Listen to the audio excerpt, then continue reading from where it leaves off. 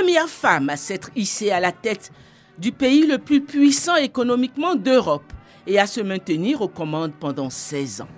L'ex-chancelière fédérale d'Allemagne, Angela Merkel, peut être considérée comme l'une des femmes les plus influentes du monde en ce début du XXIe siècle. D'apparence pourtant simple dans son allure, dans sa mise, généralement vêtue d'ensemble veste-pantalon tout le temps de sa présidence. Ses biographes la dépeignent sobre, discrète, pragmatique, efficace, ayant des principes moraux forts fondés sur sa foi chrétienne. Son père, pasteur protestant luthérien, et sa mère institutrice lui ont inculqué très tôt les valeurs morales chrétiennes et une discipline de travail.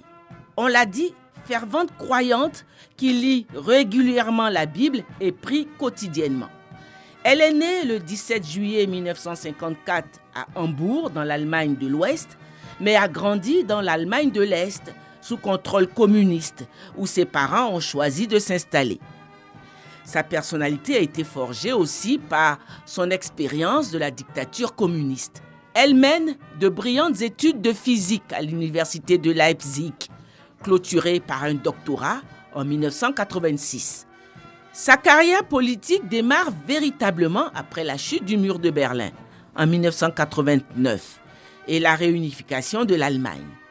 Elle a 35 ans et décide d'intégrer le courant politique chrétien-démocrate incarné par le parti du chancelier Helmut Kohl, la CDU, l'Union chrétienne démocrate d'Allemagne.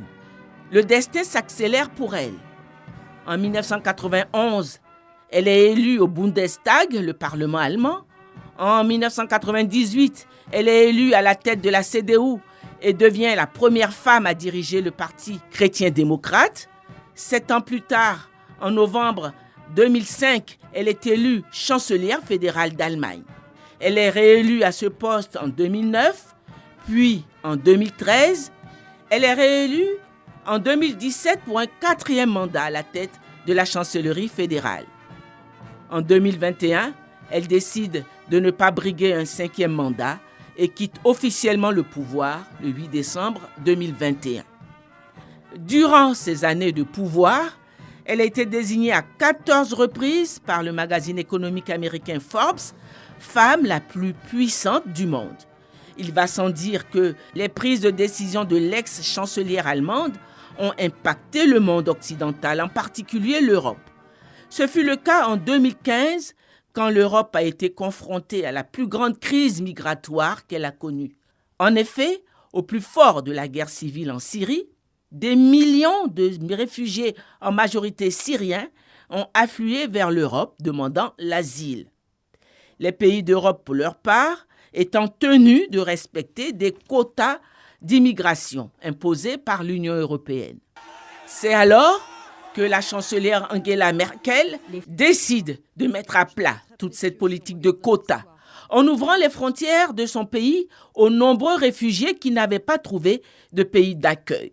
Ce sont 1,5 million de migrants que l'Allemagne a accueillis entre 2015 et 2019 et a tout mis en œuvre pour leur intégration. Cette décision de la chancelière allemande de mettre à plat la politique des quotas d'immigration au sein de l'Union européenne lui a valu de nombreuses contestations, tant en Allemagne même, où elle a perdu ses alliés politiques, qu'au sein des autres pays de l'Union européenne. C'est cette décision empreinte d'un grand humanisme que le jury du prix Félix Houphouët-Boigny UNESCO pour la recherche de la paix salue en décernant le prix 2022 à l'ancienne chancelière fédérale d'Allemagne, Angela Merkel. L'ex-chancelière allemande n'a pas non plus ignoré l'Afrique, alors qu'elle assurait la présidence du G20, le groupe qui rassemble les pays aux économies les plus développées du monde. La chancelière allemande Angela Merkel a lancé le 19 novembre 2019 à Berlin, lors d'une conférence du G20, une initiative baptisée Compact with Africa, qui est un programme consacré à la promotion de l'investissement direct privé en Afrique à travers des réformes engagées par les pays africains participant à ce programme.